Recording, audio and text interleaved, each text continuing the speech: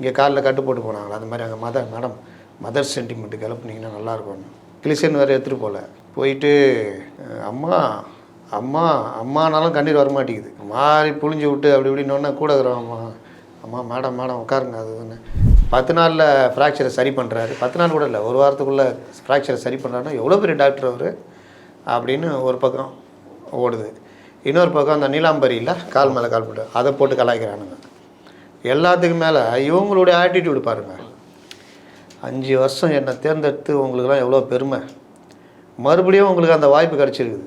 அந்த பெருமையை சம்பாதிச்சிட்டு வழி பாருங்கள். குடிச்சவனே பார்க்குறாரு, அவன் எவன் ஐடியா கொடுத்தவனை பார்க்குறாரு. நாயை கொண்டு வந்து மாட்டி விட்டியா, இன்னும் இவ்வளோ இருக்க நான் எப்படி குடிப்பேன் அப்படின்னு. முதல்வர் அதுக்கு மேலே நாடகத்தில் குடிப்பாங்க பார்த்துருக்கீங்களா, வெறும் கிளாஸ் வச்சு. அந்த மாதிரி 5 தடவை உதட்டில் ஒத்துனார். அப்புறம் அப்படியே இப்படின்னாரு. அங்கே ரெடியாக இருப்பானுங்களே, பூங்கத்து குத்தா வாங்கிடுவாங்க, டீ கிளாஸ் குத்தா வாங்க, அப்படியே அந்த டீ அப்படி குத்தாரு வாங்கினாங்க. எதுக்குங்க வேஷம் போடுறீங்கன்றார். இருந்தாலும் இவர் பொதுவாக அறியப்பட்டவர். முக்குளத்தூர் சமூகம் ப்ளஸ்ஸு நாடார் சமூகம், இஸ்லாமியர்கள் எல்லாராலையும் விரும்பப்படுகிறவர். அதனால் ஒரு வேளை இவருக்கு அந்த அதிகமான வாய்ப்புகள் இருக்குது அப்படின்னு எதிர்பார்த்தோம். ஆனால் நேற்று அது கட்சிக்குள்ளேயே பண்ணாங்கன்றாங்க. இவர் சம்மந்தம் இல்லைன்னு சொன்னாலும் இன்றைக்கி என்ன தகவல்னா, கட்சி அவங்க ஒவ்வொரு வேட்பாளருக்கும் பணப்பட்டுவாடா பண்ணதில் அந்த பணம் இவருக்கு வேட்பாளருக்கு போக வேண்டிய பணம் போட்டு கொடுத்து மாட்டிக்கிட்டாங்கன்றாங்க. எது எப்படி இருந்தாலும் தவறு தானே. சொல்ல முடியாது. விஜயபிரபாகரன் இன்னும் நல்லா கொஞ்சம் ஸ்பீடாக பண்ணார்னா ஜெயிக்கலாம். அவர் ஒரு முழு அரசியல்வாதியாக மாறலை. இல்லாட்டி எங்கள் அப்பா எங்கள் ஊர் மக்களுக்காக உழைச்சோர் அப்படி இப்படின்னு ஒரு சென்டிமெண்ட்லாம் கிளப்புனார்னா இது பண்ணலாம். இன்னும் அந்த அம்மா அங்கே போய் அழ ஆரம்பிக்கலன்னு நினைக்கிறேன். இப்போ எம்ஜிஆர் ஒரு இடத்துக்கு போகிறாரு, இல்லை கலைஞர் இடத்துக்கு போகிறாருன்னா ஜனம் கொடுக்குற மனுலாம் வாங்குவார், பேசுவார். நீங்கள் பெரிய பொட்டிலாம் வச்சு வாங்கினீங்க, என்ன சொன்னீங்க, நீங்கள் உங்களுடைய இந்த கார்டை எடுத்துக்கொண்டு வரலாம், நேராக தலைமைச் செயலகத்துக்கு வரலாம், உள்ளே வரலாம், இந்த கார்டை காண்பித்தால் உங்களுக்கு உடனடியாக அனுமதி கிடைக்கும், உள்ளே முதல்வர் அமர்ந்திருப்பார், யார், நான் ஸ்டாலின் அமர்ந்திருப்பேன், நீங்கள் நேராக வந்து என்னிடம் சொல்லலாம். ஒன்றுமே இல்லையே. போனால் பலான்னு ஒன்று ஓடு. எங்கே வர தலைமை செயலகத்துக்கு கார்டு தூக்கிட்டு வரப்போ 23ஆம் புலிகேசி மாதிரி கொண்டு போய் தட்டினா கத்தி கீழே விழுந்துருது. இந்த மாதிரி இருந்துக்கிட்டு போனால் என்ன ஆகும்? இதுதான் பிரச்சனை. ஆரம்பித்தப்போ நல்லா தான் போச்சு, போக போக காலம் வேறு மாதிரி இருக்குது. அன்றைக்கி சொன்னவங்களாம் இன்றைக்கி எங்கே போனாங்க? இந்த மெயின் ஸ்ட்ரீம் மீடியாலாம் இப்போ போய் சொல்லுங்கள் 40-40ன்னு போய் கேளுங்க, கப் ஷிப்னு இருப்பாங்க.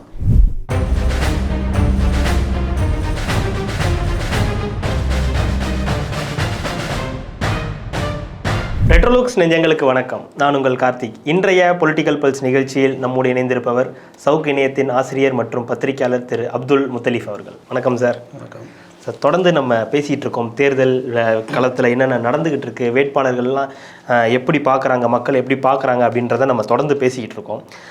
இப்போது இந்த ஒரு வார காலமாகவே நம்ம ஆரம்பத்துலேருந்தே நம்ம பார்த்துக்கிட்டு இருக்கோம், கரூர் வேட்பாளர், திமுக வேட்பாளர், காங்கிரஸின் வேட்பாளர் இருக்கக்கூடிய ஜோதிமணி அவர்களுக்கு அதீத எதிர்ப்பு இருக்குன்றதை நம்ம பார்த்துக்கிட்டே இருக்கோம். அவங்க களம் கண்ட ஆரம்பித்த நாள்லேருந்தே பொட்டு வச்சு நம்ம போனாலும் கூட ஒன்று பொட்டு வச்சதுக்கப்புறம் அந்த அம்மா கூட கேட்குறாங்க, 5 வருஷத்துக்கு முன்னாடி உன்னை பார்த்தது அப்படின்ற மாதிரி ஒன்று சொல்கிறாங்க.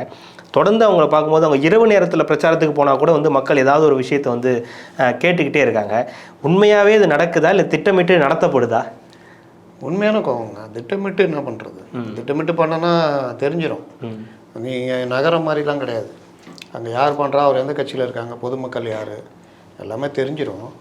நான் என்ன கேட்குறேன், ஜெயிச்சிங்கல்ல 5 வருஷம், அதாவது 8-9 தொகுதி கொடுத்தாங்க. அந்த 9 தொகுதியில் யாருமே அவங்களுக்கே தெரியாது. அவங்கெல்லாம் ஜெயிப்போம், தம்பிதுரை எடுத்து நம்ம ஜெயிச்சிருவோம்மா அப்படின்ற மாதிரிலாம் இதாக இருந்தது. ஜெயிச்சவொன்னு தலைகால் புரியல. இந்த அம்மா வேலை ஃபுல்லாகவே ராகுல் காந்திக்கு, அந்த சோனியா ஃபேமிலிக்கு இந்த முறவாசல் பண்ணுறது தான் வேலை. அவங்க பண்ணால் அப்போ அவங்க தான் ஓட்டு போடணும். இந்த தொகுதியை பற்றி எட்டியே பார்க்கல. கொஞ்ச நாள் செந்தில் பாலாஜி கூட சுற்றி இருந்தது. அப்புறம் அவர் கூட சண்டானோன்னா கலெக்டர்லாம் எடுத்து போராட்டம் நடத்துகிறேன்லாம் இறங்குச்சு. அதுலேயும் சுயநலம் தான். அதில் என்ன ஆகிடுச்சின்னா, திமுக சைடில் கடுமையான வெறுப்பு, செந்தில் பாலாஜிக்கு இந்த அம்மாவுக்கு பெரிய டக்க போரெலாம் ஆகிடுச்சு. அதோடு அவ்வளோதான். தொகுதி பக்கம் எட்டி பார்க்கல, எந்த வேலையுமே செய்யலை. எந்த தொகுதியிலும் யாருமே அந்த மாதிரி கிடையாது. இவங்க எம்பிலாம் நம்ம யார் பார்க்குறா? நீங்கள் என்ன தொகுதி? மதுரவேல் தொகுதி. டிஆர் பாலு. என்னைக்கா பார்த்துக்கிறீங்களா? டிவியில் பார்த்தேன்னு சொல்லக்கூடாது.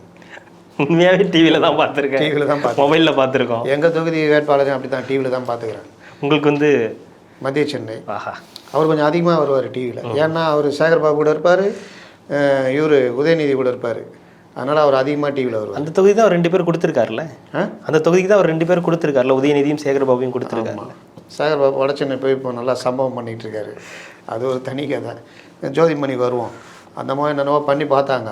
பொட்டு வச்சுலாம் சம்பவம் செஞ்சிச்சு ஜனங்க.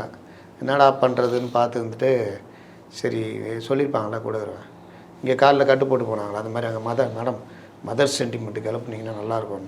கிளிசன் வேறு எடுத்துகிட்டு போகல. போயிட்டு அம்மா அம்மா அம்மானாலும் கண்ணீர் வரமாட்டேங்குது. மாறி புழிஞ்சு விட்டு அப்படி இப்படின்னோடனே கூட இருக்கிறோம். அம்மா அம்மா மேடம் மேடம் உட்காருங்க அதுன்னு ஜனங்களும் அம்மா அப்படி இப்படின்னா அப்போ வந்து அம்மா சென்டிமெண்ட்டு பேசி ஆரம்பித்தோன்னா கொஞ்சம் ஆறுதல்லாம் சொல்லி அனுப்பிச்சிட்டாங்க. ஆனால் பாருங்கள், இது எந்த மாதிரி காங்கிரஸ்? அம்மா முதலமைச்சர், கட்சியுடைய தலைவர், அகில இந்திய தலைவராக இருந்தவர். அம்மா வயசானவங்க, இவரே வயசானவர், அவங்க அம்மா வயசானவங்க. திரும்பி கூட அம்மாவை பார்க்கல. அம்மா இவரை பார்க்க சென்னைக்கு வராங்க. என்ன வந்துட்டியா பாட்டியா கிளம்பு அப்படின்னு. அந்த அளவுக்கு அம்மா, ஏன்னா அவர் நினச்சா அம்மாவை கூப்பிட்டு இங்கே வச்சுக்கலாம், பார்த்துக்கலாம். ஆனால் அவர் அந்த அளவுக்கு ஒரு இதுவாக இருந்தவர் காமராஜர். அப்படிப்பட்ட தலைவர் வந்த கட்சி தொகுதி பக்கமே எட்டி பார்க்காம மதர் சென்டிமெண்ட்டு கொண்டு வந்து சின்ன தம்பி படமாக இது பார்த்து ஒன்று ஓட்டு போகிறது. அந்த காலம்லாம் ஜனங்க மலையேறி போச்சு. அழுது வடிக்கிறது அதெல்லாம் வந்து இல்லை, நம்ம குறிப்பாக நம்ம பார்த்துட்டு தான் இருக்கோம். பெரும்பாலான தொகுதிகளில் ஏதாவது ஒரு மக்கள் வந்து கோவம் இருக்க தான் செய்யுது. நம்ம தென்சென்னைக்கு நம்ம வருவோம். பட் தென்சென்னையில் நம்ம பார்த்தோம் தமிழச்சி தங்கப்பாண்டியனுக்கான எதிர்ப்பை நம்ம பார்த்தோம். திருவள்ளூரில் சசிகாந்த் அவர்களை வச்சுக்கிட்டே எம்எல்ஏ அவர்கள் சண்டை போட்டதை நம்ம பார்த்தோம். ஆனால் கரூரில் வந்து தொடர்ந்து நம்ம பார்த்துக்கிட்டே இருக்கோம், இந்த மாதிரியான சம்பவங்கள் நடந்துக்கிட்டே இருக்குது. அது வந்து பார்த்திங்கன்னா அன்பில் மகேஷ் வந்து ஓட்டு கேட்குறாரு. அப்போ இவங்க மொபைல் ஃபோன் வச்சுக்கிட்டு கிளாஸ் ஒன்று போட்டுக்கிட்டு மொபைல் ஃபோன் நோண்டிகிட்டு இருப்பாங்க. அதுக்கப்புறம் வந்து அந்த பொட்டு வச்சுட்டு அந்த அம்மா கேட்குறது. அதுக்கப்புறம் இரவில் ஒரு நாள் பிரச்சாரத்துக்கு போனப்போ 1000 ரூபா எங்கே நீங்கள் கேட்டு வாங்கி கொடுத்தீங்களா, எப்போ வந்தீங்களா, பார்த்தீங்களான்னு நிறைய விஷயங்கள் அவங்க பதிலே சொல்ல முடியாத அளவுக்கு இருக்குது. அது குறிப்பாக அந்த ஜோதிமணிக்கு இருக்கிறதுக்கான காரணம் வந்து எட்டியே பார்க்காதது. எட்டி பார்க்காதாங்க, ஓட்டு போட்டோம் எட்டி பார்க்கல. இப்போ வந்துட்டு மறுபடியும் இது பண்ணால் ஏற்கனவே கடுப்பில் இருக்காங்க. இன்னொன்று திமுககாரங்களே பண்ணி விட்ருவாங்க, கேளு காணி அப்படின்னு. ஏன்னா அவங்க எதிர்பார்க்காத தொகுதி. இந்த மாதிரி போய் நேரம் ராகுல்கிட்ட பேசி வாங்கிடுச்சு. ராகுல்கிட்ட பேசி இங்கே திமுக தலைமையிட்ட பேசி தொகுதி வாங்கிட்டாங்க. ஆக்சுவலாக திமுக நிற்க வேண்டிய தொகுதி அது. அதனால் எல்லாருக்குமே அந்த கோபம் இருக்குது, ஜனங்களுக்கு கூடுதலாக கோபம் இருக்குது. என்னமோ ஜோதிமணிக்கு மட்டும் நடக்கிற மாதிரி பேசுகிறீங்க. இல்லை, ஜோதிமணிக்கு நடக்கிறது அதிகமாக உதயநிதிக்கே நடக்குதுங்க. உதயநிதியும் கேட்குறாங்க சார். அன்பார்ந்த தாய்மை உரிமை தொகை எங்கே ஏமா இருமா இப்போதாம்மா பேச்ச ஆரம்பிக்கிறேன். அதுக்குள்ளேயும் உரிமை தொகைன்னா அந்த அளவுக்கு வச்சு செய்கிறாங்க ஜனங்க. நீங்கள் உறுதிமொழி கொடுத்துட்டாங்க சார், தேர்தல் முடிஞ்சோன்னா கொடுக்குறதா, எல்லாருக்கும் கொடுக்குறதா சொல்லிட்டாங்க. ரோடு கூட நல்லா போகிறேன்னு உறுதிமொழி கொடுத்தாங்க. மழையில் தண்ணியே நிற்காதுன்னு உறுதிமொழி கொடுத்தாங்க. தடையெல்லாம் மின்சாரம்னு உறுதிமொழி கொடுத்தாங்க. எல்லாருக்கும் கல்வி கடன் ரத்துன்னு உறுதிமொழி கொடுத்தாங்க. நாங்கள் வந்தால் லேப்டாப் தருவோன்னு உறுதிமொழி கொடுத்தாங்க.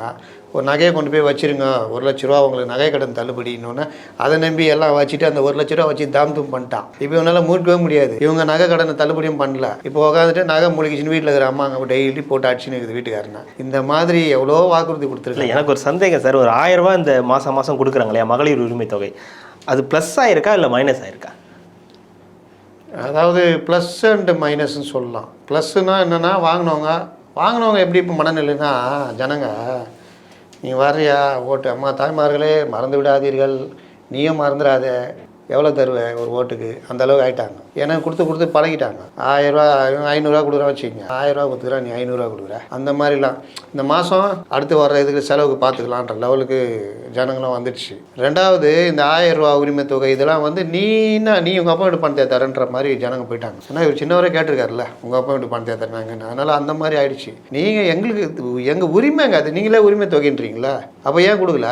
பக்கத்து வீட்டில் இருக்கிறாவோ அவன் வீட்டுக்காரன் நல்லா சம்பாதிக்கிறான், அவனுக்கு 1000 ரூபா வருது, இங்கே ஒன்றுமே இல்லை, வீட்டுக்காரன் குடிச்சு வந்து வேலைக்கு போக மாட்டேங்கிறான், பிள்ளைங்களை வச்சு கஷ்டப்படுறேன், எனக்கு 1000 ரூபா இல்லைன்றீங்களே. இந்த கோபம் எல்லா இடத்துலையும் இருக்குது. அப்போது அந்த உரிமை தொகைன்னு வந்தால் இதுதானே டைமு கேட்க முடியும். இவர் சின்னவர் வேறு வாய் விட்டு கேட்குறாருல, அப்புறம் சொல்லுங்கள் எவ்வளோ லட்சம் ஓட்டு போடுவீங்க அப்படின்றப்போ உரிமை தொகைலாம் கிடச்சிதா அப்படின்றாரு. அவர் ஜாலியாக என்னமோ நினச்சிக்கினாரு. லகுல பாண்டிங்கலாம் சொல்லியிருப்பாங்க, ஆனால் போகிற இடத்துல உரிமை தொகை கிடச்சிதா கேளுங்க, எல்லா ஜனங்களும் ஜாலியாகிடும். அப்படியே கிடச்சிதுன்னு வாங்கன்னு. நீங்கள் ரொம்ப கம்மி. நீங்கள் 2.25 கோடி பேர் ரேஷன் கடை வச்சுருக்கிற பெண்கள் ரேஷன் கார்டு, நீங்கள் அதில் பார்த்து தகுதி வாய்ந்தன்னு மாற்றி 1.60 அதுலேயும் ஃபில்ட்ரு பண்ணி 1.15 கொடுத்தீங்க. இப்போ என்ன சொல்கிறாரு, மீதி 45 நான் கொடுக்குறேன்னு தான் சொல்கிறாரு. அதுக்கே நீங்கள் எங்கேயுமே லிஸ்ட்டு எடுக்கலையே. அங்கே இவங்க சொல்லுவாங்க, அங்கே போனால் அவங்க வாங்க மாட்டாங்க ஃபார்மு. அதனால் ஏகப்பட்ட சிக்கலில் மாட்டிகிட்டு இருக்காரு. இவர் தப்பிக்கிறதுக்காக ஏதாவது சொல்லிட்டு போகிறது.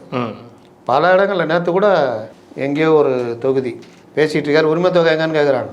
அம்மா இல்லைம்மா உரிமை தொகையை சொல்லிட்டு அப்புறம் சொல்லுன்றாங்க. அப்புறம் அவர் அப்படி சமாளி வண்டி எடுப்பான்ட்டு அங்கே தப்பிச்சு போகிறாரு. களத்தில் அது பெரிய தாக்கத்தை எல்லா இடத்துலையும் அதில் இவர் ஒரு படி மேலே போய் நாங்கள் இல்லைன்னா உரிமை தொகையே உங்களுக்கு வந்திருக்காது, நாங்கள் தான் கொடுக்க சொன்னோன்னு எடப்பாடி அவர் தனியாக நாங்கள் சட்டசபையெல்லாம் பேசி நெருக்கணுன்னு தான் உரிமை தொகையை கொடுக்க ஆரம்பித்தோம். இது ஒரு பைத்தியகாரத்தனமான ஒரு விஷயங்க. ஜனங்களுக்கு ரஜினி சொல்லுவார்ல, வள்ளி படத்தில் பயங்கர ஃபேமஸ் அது அந்த டைமில் அந்த வசனம். சேலை கொடுத்துட்டு மேலே லைனில் நிற்பாங்க, ரஜினி அப்படியே வருவார், சித்தர் மாதிரி அவர். ஆமாம், சேலை கேட்காதீங்க வேலை கேளுங்க, வேலை கிடைச்சா சேலை வாங்கினா என்கிட்ட போயிடுவார். நல்லா இருக்குது. சாதாரணமாக ஒரு பழமொழி என்ன சொல்லுவாங்க, ஒருத்தனுக்கு மீன் கொடுக்குறதுல மீன் பிடிக்க கற்றுக்கூட அவன் பொழைச்சிக்குவான். ஆமாம். அப்போ நீ 1000 ரூபா கொடுத்தீங்கன்னா வீட்டுக்காரன் பாதி வீட்டுக்காரன் அடிச்சு பிடிக்கணும். இதைத்தானே சீமான் சொல்றாரு. ஆமாம், 1000 ரூபா என்ன 1000 ரூபா யார் வீட்டுக்கு தானே கொடுக்குறாரு, எனக்கு 500 ரூபா கொடு அப்படின்ட்டு கொண்டு போய் அன்றைக்கே குடிச்சு காலி பண்ணுவோம்.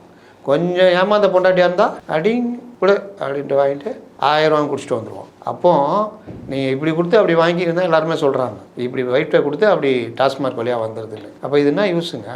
அந்த இடத்துல ஒரு ஜெயலலிதா கொடுத்த மாதிரி ஒரு கறவை மாடு கொடுங்க, ரெண்டு கறவை மாடே கொடுங்க, என்ன கெட்டு போகுது?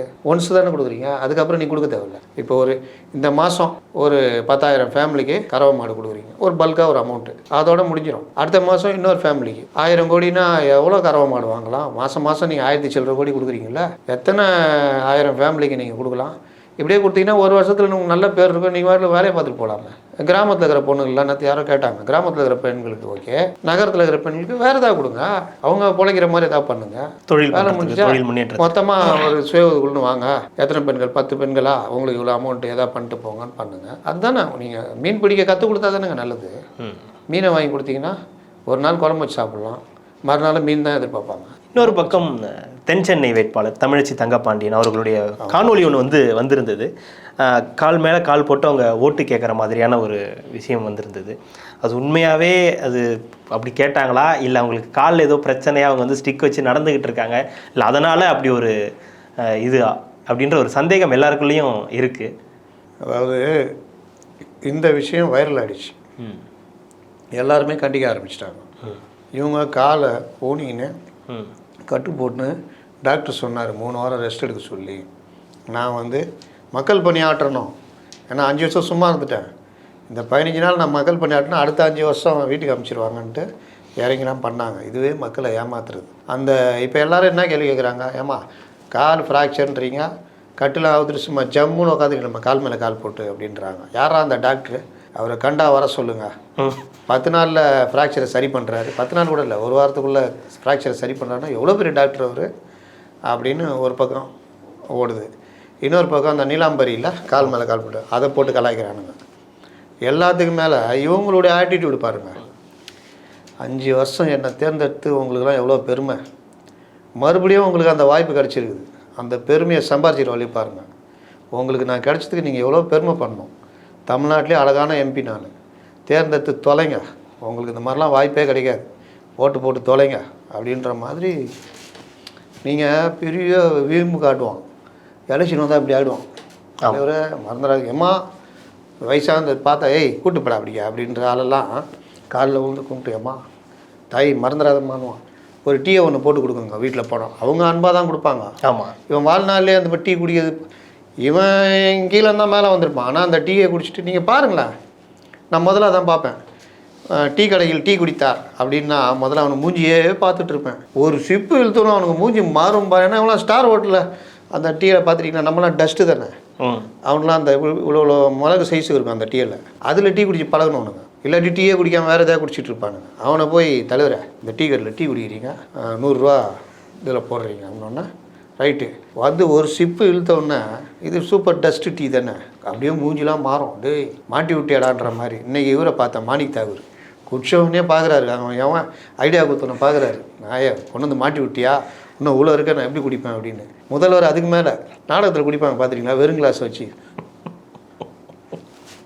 அந்த மாதிரி 5 தடவை உதட்டில் ஒத்துனார். அப்புறம் அப்படியே இப்படின்னாரு. அங்கே ரெடியாக இருப்பானுங்களே, பூங்கத்து குத்தா வாங்கிடுவாங்க, டீ கிளாஸ் குத்தா வாங்க, அப்படியே அந்த டீ அப்படி குத்தாரு வாங்கினாங்க. எதுக்குங்க வேஷம் போடுறீங்கன்றாங்க. இயல்பாக இருங்க, நீங்களாக இருங்க. இவங்க எல்லாம் இதுதான். இதில் தான் இந்த வகை, இந்த அம்மா கால் மேலே கால் போட்டுக்கின்னு தெனாவிட்டு அவன் டீயை குடிக்காதவனே டீயை குடிச்சு கஷ்டப்பட்டுனுக்கிறான். உள்ளே ஓட்டு வாங்கினா ஓரளவு சும்மா சாதாரணமாக இருந்துட்டு எங்கேயா போய் கேட்கலாம். இது உக்காந்துக்கின்னு அந்த கால் மேலே கால் போட்டுருக்கணும் பெரிய வைரல் ஆகிடுச்சு. இல்லை இதன் மூலியமாக அவங்க இழக்கக்கூடிய வாக்குகள்ன்றது எப்படி சார் இருக்கும்? ஜனங்களை ஞாபகப்படுத்துகிற மாதிரி இடம் இல்லை. நீங்கள் யோசிச்சு பாருங்கள், 3 நாள் தண்ணி ஒரு சாப்பாடு கூட எதுனா கூட கம்முன்னு இருக்கலாம், தண்ணியை குடிச்சு உயிர் வாழலாம். தண்ணி கூட கிடைக்கலங்க, ஃபுல்லாக தண்ணி சூழ்ந்துக்குது. ஆனால் தண்ணி குடிக்க முடியுமா? குடிக்க தண்ணி இல்லை. நீ எந்த உதவி பண்ணல, எட்டி கூட பார்க்கல. ஆனால் அந்த அம்மா பேசுது, வெள்ள காலத்தில் நாங்கள் உங்களுக்கு எவ்வளோ உறுதுணையாக இருந்தோம் என்பது நீங்கள் அறியாததல்ல. இவர் வந்தாரா மோடி, அதை பற்றி கேட்க வேண்டும் நாம், அப்படி இப்படி இருந்து மறந்து போயிருப்பாங்க அவங்க. அது வேறு ஞாபகப்படுத்தி விட்டீங்க. கூட இந்த ஹசன் மௌலானா கூட்டு போனால் இன்னும் நல்லா ஞாபகம் வந்துடும். அதனால் இவங்க ஆனால் என்ன நேரம் இந்த ஓட்டு பர்சன்டேஜில் இவங்க வாங்குறதில்ல. இப்போ நல்ல கணிசமாக இல்லை தென்சென்னை நிலவரம் எப்படி இருக்குது சார்? கல நிலவரம் தமிழிசை கொஞ்சம் ஓட்டு வாங்குவாங்க, தேர்ட் பிளேஸுக்கு கணிசமாக வாங்குறாங்கன்னு வச்சிங்களேன். ஜெயவர்தனுக்கும் இதே கதை தான். அவர் மட்டும் இது கிடையாது, அவர் இந்த மாதிரி 5 வருஷம் பார்க்காதவர் தான். 25 வயசுலேயே எம்பி ஆக்கி விட்டாங்க. அழகாக எப்படி சேவை பண்ணிருக்கலாம், அதோட மறந்தாச்சு. அப்போ அவருக்கு அந்த கெட்ட பேர் இருக்குது. சரி, இப்போ இறங்கி சுற்றி நிற்கிறாரு. அப்பாக்காரு அவர் வேறு லெவலு.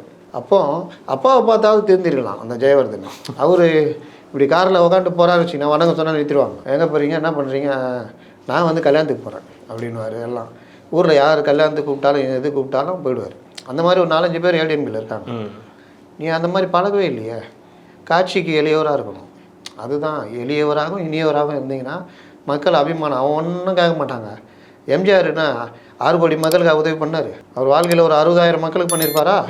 ஆனால் 6 கோடி பேர் என்ன சொல்கிறான், வல்லலியா தெய்வம்யா அப்படின்னு. ஏன் நீங்கள் 10 பேருக்கு பண்ணால் அது 100 பேர் 1000 பேரை சென்று அடையும், உங்களுக்கு அது நல்ல பேராக மாறும். அவ்வளோதான். நீங்கள் எல்லாருக்கும் பண்ணணும்னு அவசியம் இல்லை. அந்த ஒரு வைப்பு எல்லார்ட்டையும் பரவிடும். நல்லவரியா, நல்ல மனுஷையா அப்படின்னு. இதுதான் தேவை. நீ எதுவுமே இது பண்ணாமல் அப்படியே எனக்கு நான் போயிட்டு வந்திருந்தேன்னா, அது இப்போ ஜெயவர்தனுக்கும் அந்த பிரச்சனை இருக்குது, இந்த அம்மாவுக்கும் இருக்குது. இப்போ 2 பேருக்கும் அந்த ரேஸ் நடக்குது. யாருக்கு ஜனங்க அதுக்கு அடுத்தடுத்து களம் மாறும்ல. காசு, பணம் இறக்கிறது, பிரச்சாரம் மாறுறது எல்லாம் சேர்ந்து 2 பேரில் யார் முந்துவாங்கன்னா இப்போ வரைக்கும் இழுபறி தான். இன்னொரு பக்கம் நயினார் நாகேந்திரன் ஒரு 4 கோடி ரூபாய் சிக்கியிருக்கு. என்னுடைய பணம் இல்லை, அது எனக்கு அது சம்மந்தம் இல்லை அப்படின்னு வழக்கமாக எல்லோரும் சொல்கிற அதே தான் அவரும் சொல்லியிருக்காரு. இது எந்த மாதிரியான தாக்கத்தை ஏற்படுத்தும் நெல்லையில்? அவருடைய களத்தில் ஏதாவது மாற்றத்தை ஏற்படும்? நாகேந்திரன் பொட்டு வச்சு பூ வச்சு விட்டாங்க. ஏதாவது தமிழ்நாட்டிலே ஜெயிக்கிறதுக்கு ஒரே பிஜேபி எம்பி கேண்டிடேட்னா அவர் தான் இருந்தது. இப்போ அதுலேயும் வாய்ப்பு இருந்தது அதுக்கு.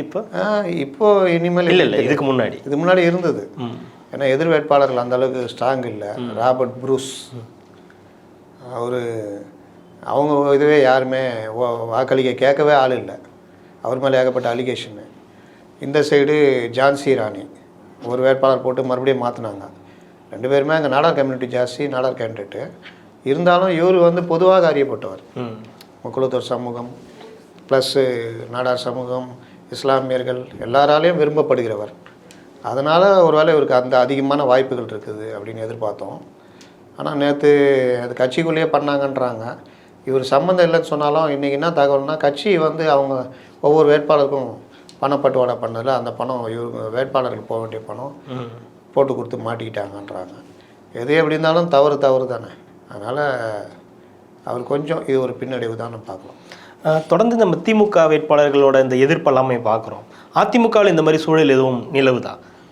அதிமுக களம் ஓரளவுக்கு அவங்களுக்கு நல்லா இருக்குது, நல்ல ஒரு பாசிட்டிவாக தான் போயிட்டுருக்காங்கன்னு நம்ம பார்க்கும்போது தெரிஞ்சாலுமே கூட உண்மையாகவே அது மட்டும்தான் இருக்கா, இல்லை வேறு எதுவும் பக்கங்கள் இருக்கா? நீங்கள் பொதுவாக மக்களுடைய மனநிலை எப்படி இருக்குன்னா, ஆட்சியாளர்களுக்கு எதிராக. ஆமாம், பத்திரிகையாளர்லாம் அப்படி தான் இருப்பாங்க. ஆனால் இப்போல்லாம் அப்படி இல்லை. எல்லாம் தலைவரை ரைட் அப்படின்னு நம்மளை மாதிரி சமூக ஊடகங்கள் தான் கத்தின்னு கிடக்கிறோம். இல்லை இன்னொரு விஷயம் என்னென்னா, ஜனங்களுக்கு அந்த கோபம் இருந்துதான் இருக்கும். என்ன செஞ்சேன்னு எதிர்கட்சியாக என்ன கேட்பாங்க. அவரே சேர்த்துட்டு நிற்பார், ஜனங்க பக்கம் நின்று கேட்பார். அப்போ இவங்களுக்கு அந்த எதிர்ப்பு இருக்காது. இருந்தது 91 இருந்தது, 2021 இருந்தது. அந்த கோபம் ஆளுங்களோட மேலே தான் ஜனங்களுக்கு அதிகமாக இருக்கும். இது இல்லாமல் பார்த்துக்கிறவங்க பெரிய ஆள். அப்போ உங்களுக்கு அது இல்லை. இவங்களாம் நினச்சிக்கிட்டாங்க, எனக்கு என்னென்னு இருக்கலாம், ஜாலியாக இருக்கலாம், போனால் ஓட்டு போட்டுருவாங்க, கூட்டணி பலம் இருக்குல்லன்னு. ஓட்டு போடுறவங்க ஜனங்களாச்சே. கூட்டணியில் இருக்கிற ஜவஹர்லாவும் கே பாலகிருஷ்ணன் வைகோமா போட போகிறாங்க. அதனால் அந்த பிரச்சனை அவங்களுக்கு தொடர்ச்சியாக இருக்குது. ஏடிஎம்கேக்கு அது இல்லை. அது கூட பார்க்குறீங்களே நீங்கள், அவங்க எவ்வளோ இயல்பாக பேசுகிறாங்க பாருங்கள். ராஜேந்திர பாலாஜி பாருங்கள், பட்டா இது இடம் பற்றி பேசுகிறாரு. பட்டா கொடுக்கல. ஏமா இடம் கொடுத்தல, நீ போய் பட்டா வாங்காமல் இருந்தானா அப்படின்னு. அவங்களும் ஆட்சி மாறிச்சுல்ல, நீ போய் பட்டா நான் விசாரிச்சிட்டேன், இடம்லாம் நாங்கள் கொடுத்துட்டோம்ல, கொடுத்துட்டீங்க, பட்டா நீ வாங்காமல் விட்டேன்னா அப்படி. அப்புறம் சுடுகாடு எதை கேட்குது அந்த அம்மா, ஒரு அம்மா, ஏம்மா நான் வாழ்றதுக்கு வழி சொன்னால் நீ சுடுகாட்டு போகிறதுக்கு வழி கேட்குறீங்க, வாழ்றது கேளுமா நான் சொல்கிறேன். இந்த மாதிரி இயல்பாக இது சொல்ல முடியாது. விஜயபிரபாகரன் இன்னும் நல்லா கொஞ்சம் ஸ்பீடாக பண்ணார்னா ஜெயிக்கலாம். அவர் ஒரு முழு அரசியல்வாதியாக மாறலை. இல்லாட்டி எங்கள் அப்பா எங்கள் ஊர் மக்களுக்காக உழைச்சோர் அப்படி இப்படின்னு ஒரு சென்டிமெண்ட்லாம் கிளப்புனார்னா இது பண்ணலாம். இன்னும் அந்த அம்மா அங்கே போய் அழ ஆரம்பிக்கலன்னு நினைக்கிறேன். பையனுக்காக இன்னும் பிரச்சாரம் இன்னும் போய் அழுது மூக்க சிந்துனாங்கன்னா முடிஞ்சது கதை. அதனால் அது விஜயபிரபாகருக்கு ஒரு வாய்ப்பு இருக்குது. ஏன்னா மாணிக்கம் தாகூர் வந்து ஏகப்பட்ட கட்சி, இவரு தான் இந்த ஜோதிமணி தம்பி தான் வரும், ஜெயிச்சவனே எட்டி பார்க்காது. இல்லை அவர் இங்கே தான் இருப்பார், இல்லை எங்கேயாவது வேறு டெல்லியில் இருப்பாங்க, ஜாலியாக இருப்பாங்க.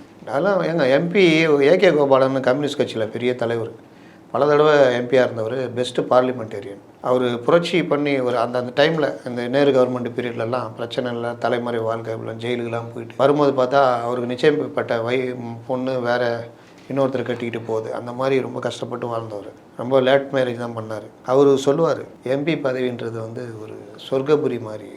ஒன்ஸு நீங்கள் அதில் இறங்கிட்டிங்கன்னா எப்படியாப்பட்ட ஆளாக இருந்தாலும் அதை மாற்றிடும். அந்த இதுக்காக நீங்கள் மாறிடுவீங்க அப்படின்னு. அவ்வளோ ஒரு இது, அவ்வளோ லக்ஸரி, அவ்வளோ ஒரு இது. அதெல்லாம் விட்டு ஜனங்க தலை காஞ்சி சனின்னு இதை போய் பார்த்துக்கின்னு போனாலே ஏதாவது கேட்குங்க. சனின்னு ஒரு தடவை ஓட்டு போட்டால் துட்டு கொடுத்துருமா, போயின்னே இருக்கணும். சும்மா வந்துக்கின்னு இந்த எண்ணத்தில் தான் ஓடின்னு இருக்கும். எலெக்ஷன் தானே 5 நாள் பார்த்துக்கலாம், திமுககாரன் பார்த்துக்குவான், கூடயே வந்து ஓட்டு கேட்பான், ஏதோ அமௌண்ட்டுக்கு மூட்டை கொடுத்துட்டு 2 கல்லில் டீயை குடிச்சிட்டு அப்படியே போனால் ஓட்டு போட்டுருவாங்க. இந்த எண்ணத்தில் தான் கவுருது. இன்றைய தினம் வரைக்கும் பார்த்தீங்கன்னா 8ஆம் தேதி இப்போ நம்ம பேசிகிட்டு இருக்கும்போது இன்னும் பார்த்தா ஒரு 10 நாள் தான் தொடர்ச்சியாகவே இருக்குது தேர்தலுக்கு. மொத்தமாகவே 9 நாள். ஆமாம், அப்படி தான் இருக்குது. 17 ஈவினிங்கோட ஆமாம், முடிஞ்சிடும், எல்லாமே முடிஞ்சிடும். நம்ம ஓட்டு போடுறதுக்கு ஒரு நாள் கேப் மட்டும் வந்து இருக்கும். இந்த களம் இப்போ எப்படி இருக்குது? அதிமுக திமுக அப்படின்னு சொல்லி இருக்கும்போது கொஞ்சம் ஆரம்பிக்கிறதுக்கு முன்னாடி திமுகவுக்கு 40க்கு 40 அப்படின்னு ஒரு நிலை இருந்தது. எல்லா ஊடகங்களும் கருத்துக்கலாம் இருந்துச்சு. ஆனால் இப்போ வந்து கொஞ்சம் அதுக்கான வாய்ப்புகள் கம்மின்ற மாதிரியான தகவல்களும் வருது. 40க்கு 40 உறுதியாக நம்ப முடியாதுன்ற மாதிரியான தகவல்களும் வருது. அதாவது திமுக ஒரு காலத்தில் எப்படி இருந்ததுன்னா, கலைஞர் இருப்பார், டெய்லி கட்சி ஆஃபீஸுக்கு நீங்கள்லாம் இப்போ இருக்கீங்க, நான் இருக்கிறேன், ஆஃபீஸுக்கு வந்துடுறேன், நீங்கள் உங்கள் ஆஃபீஸுக்கு வரீங்க, வேலைக்கு போகிறீங்க. இதோட வேறுனா கல்ட்டுற வேலை இருக்குது. இவங்க யாரும் அறிவாலயம் வரமாட்டாங்க. கலைஞர் இருக்க வரைக்கும் கலைஞர் அறிவாலயம் வருவார், தலைவருங்க வந்துடுவாங்க. தலைவரே வந்துட்டாருன்னா பொதுச் செயலாளர் வந்துடுவார், பொருளாளர் வந்துடுவார். இவங்களே வந்துட்டாங்கன்னா மற்றவங்க வருவாங்க, குறை சொல்கிறவங்க வருவான், கோஷ்டி பிரச்சனை பேச வரவங்க வருவான், ஏதாவது கேட்க வரவங்க வருவான், எல்லோரும் வருவாங்க. கரெக்டாக ஜெய ஜெய ஜெயன்னு இருக்கும். அறிவாலயம் போனீங்கன்னா ஜெய ஜெய ஜெயன்னு இருக்கும். கலைஞர் முதலமைச்சராக இருந்தப்போ அங்கே போவார், மீதி நேரம் இங்கே வந்துடுவார். 6:30 மணி ஆனால் கிளம்பி போவார். கூட்டம் போனால் போவார், இல்லை வீட்டுக்கு போயிடுவார், பேட்டி கொடுப்பார், அறிக்கை எழுதுவார். முழு நேரமாக அவர் இதுலேயே கட்சிக்காரங்க பிரச்சனை அது இது. ஒரு தடவை ஒரு உளவுத்துறை அதிகாரி வந்து, தலைவரை உளவுத்துறை அதிகாரி ஜாபர் செட் சார், இந்த மாதிரி இந்த மாவட்டத்தில் பிரச்சனையோ போயா 5 மணி நேரம் பார்த்து சொல்கிற, கட்சிக்காரன் கொடுத்துட்டாங்க தகவல், புதுசாக எதாக இருந்தால் கொண்டு வாங்க. உளவுத்துறைக்கே உளவு சொல்கிற அளவுக்கு பெரிய ஆள் நீங்கள். கட்சி ஆஃபீஸு வரதில்லை, உங்கள் பையன் அதுக்கு மேலே யாருமே எட்டிப்பா, தலைவரே வரலன்னா பொதுச் செயலாளர் என்னது ஏன் இப்படி தான் அவர். வேறு யார் இருக்கா? பொருளாளர் ஸ்டூபிட் சிடவுன், அவர்கிட்ட போய் யாராவது பேச முடியுமா? அவ்வளோதான், முடிஞ்சிச்சா. அறிவாலயம் இந்த பூச்சி முருகன் இந்த மாதிரி 4-5 பேர் மட்டும் டெய்லி வந்துட்டு போவாங்க, அவ்வளோதான். மாவட்ட செயலாளர் கூட்டத்தை கூட காணொலியில். அப்புறம் நீங்கள் உங்களுக்குள்ள என்ன பிணைப்பு இருக்கும்? மாவட்டத்தில் என்னென்ன பிரச்சனைன்னு உங்களுக்கு எப்படி தெரியும்? எந்த கட்சிக்காரன் இந்த இது தலைவரை அவங்க கூட லிங்கில் இருக்கிறான் தலைவர், பிஜேபி போனாலும் போயிடுவான் தலைவரை, அந்த தகவல் உங்களுக்கு எப்படி வரும்? உளவுத்துறை அதுக்கு மேலே. உளவுத்துறை வேலையெல்லாம் யார்கிட்ட பேசுகிறான், யார் கூட லிங்கில் இருக்கிறான், இதுதான் அவங்க வேலை. உளவுத்துறை வேலையை அது பார்க்கல. அப்போ உங்களுக்கு என்ன தகவல் வரும்? இதுடைய விளைவு தான் நீங்கள் ஜனங்களை விட்டு அந்நியப்பட்டு போயிட்டீங்க. நீங்கள் எழுந்திரிச்சா தலைவரை போய் நிற்கிறீங்க, கை தட்டுவாங்க. ஒரே ஒரு குழந்தை அவங்கள கூப்பிடும், ஸ்டாலின் தாத்தான்னு கூப்பிடும். நாங்கள் அதுக்கு ஏற்கனவே கேமரா செட் பண்ணி வச்சுக்கிறோம். நீங்கள் லைட்டாக திரும்பி பார்த்தா போதும், அவ்வளோதான். அடுத்த சீனு கட் பண்ணுறோம், டேக் இது பண்ணுறோம். ஆஃபீஸில் அந்த குழந்தைக்கு நீங்கள் பரிசு பொருள் கொடுக்குறீங்க, கட் பண்ணுறோம், ஸ்டாலின் தான் வராருன்னு போகிறோம், அவ்வளோதான் தலைவரை அப்படின்னு. இந்த மாதிரி ஃபோட்டோ ஷூட் நடத்தியிருந்தா, இப்போ எம்ஜிஆர் ஒரு இடத்துக்கு போகிறாரு, இல்லை கலைஞர் இடத்துக்கு போகிறாருன்னா ஜனம் கொடுக்குற மனுலாம் வாங்குவார், பேசுவார். நீங்கள் பெரிய பொட்டிலாம் வச்சு வாங்குனீங்க, என்ன சொன்னீங்க? நீங்கள் உங்களுடைய இந்த கார்டை எடுத்துக்கொண்டு வரலாம், நேராக தலைமைச் செயலகத்துக்கு வரலாம், உள்ளே வரலாம். இந்த கார்டை காண்பித்தால் உங்களுக்கு உடனடியாக அனுமதி கிடைக்கும்.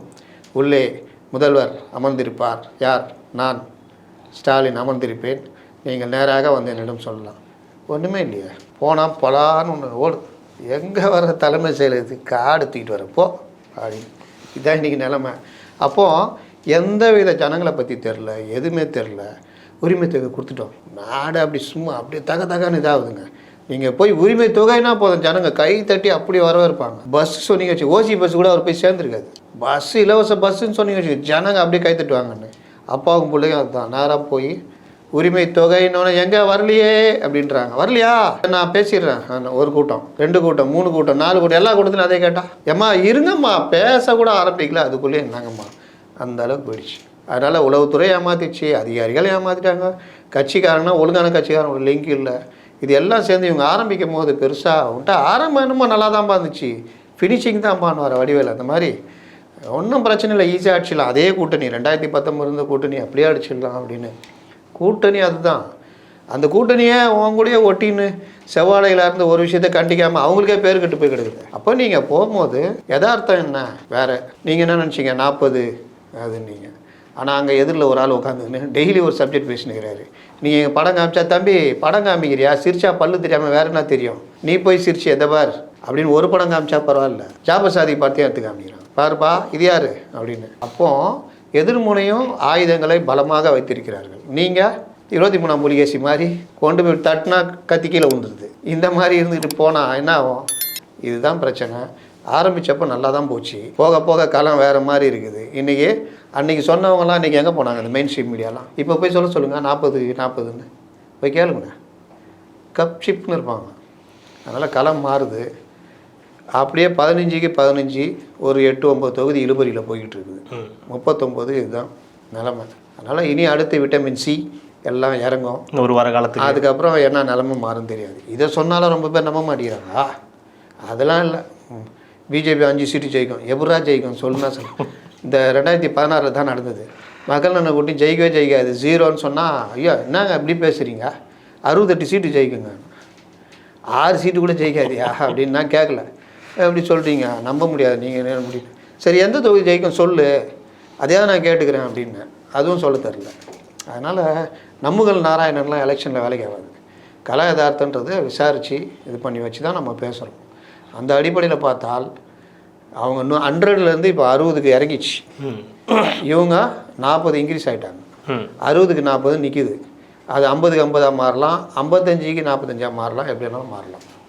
இதில் வேறு சீமானை ஏன் சொல்ல மாட்டேங்கிறீங்கன்றாங்க. நம்ம 4வது இடம், அவங்க எப்படி இருந்தாலும் 4வது இடம் தான் வர்றாங்க. அவங்கள நம்ம என்ன சொல்ல முடியும்? அதெல்லாம் இல்லை, கிருஷ்ணகிரியில் அவங்க ஜெயிச்சிடுவாங்க. வீரப்பன் பொண்ணுன்னா நம்ம எங்கே போய் முட்டிக்கிறது? வீரப்பன் பொண்ணுன்னா அப்படியே விட்டு வாக்கு விழுந்துருமா? இல்லை, இப்போ சீமான் வந்து 4வது இடம் தான் சொல்கிறதுக்கு காரணம் வந்து இது நாடாளுமன்ற தேர்தல்ன்றதையா, இல்லை சட்டமன்ற தேர்தலுக்கு இது மாறும்னு நினைக்கலாம்? சட்டமன்ற தேர்தல்னால் ஒரு தொகுதி நீங்கள் இறங்கி ஒர்க் பண்ணலாம், ஒரு தொகுதிகளுக்கு ஏற்ற மாதிரி வேட்பாளர் இருப்பார், அங்கே கூடுதல் குறைச்சலாக வாங்கலாம். அப்படியே பார்த்தாலும் அவங்களது வந்து பெரிய தொகுதியில் ஆதிக்கம் செலுத்துகிற அளவுக்கு வாக்குகளாக மாறுறதுன்றது ரொம்ப கம்மி. 6 தொகுதியும் ஒன்றா சேர்ந்துன்றப்போ அந்த வேட்பாளர் 6 தொகுதியும் அறியப்பட்டவராக இருக்கணும், சின்ன 6 தொகுதியிலும் போய் சேர்ந்துருக்கணும். நம்ம ஜனங்க போய் பார்க்கணும்ல. அதான் கூடவே ஒருத்தன் சுயேட்சை வேட்பாளர் கரும்பு சின்னத்தோடு நிற்கிறானே, அது இல்லாமல் பாரதிய ஐக்கிய வேறு கரும்பு சின்னத்தோடு நிற்கிறான். அப்போ பார்ப்பான், அண்ணன் வந்து மைக்கின்னாரு, இங்கே கரும்பு சின்னம் நம்ம சின்னமே இருக்குதே, அண்ணன் சொல்லாம விட்டுக்கிறாரா குத்துறா அப்படின்னு குத்துவான். இது எல்லாமே நடக்கும். அதனால் 4வது இடம் தான் அவர்கள் நோக்கி இருக்குது. மிக்க நன்றி சார், இவ்வளோ நேரம் உங்களுடைய நேரத்தை ஒதுக்கி எங்களுக்காகவும் ரெட்ரோலுக்ஸ் நேயர்களுக்காகவும் பல்வேறு கருத்துக்களை பகிர்ந்தமைக்கு ரெட்ரோலுக்ஸின் சார்பாக மிக்க நன்றி.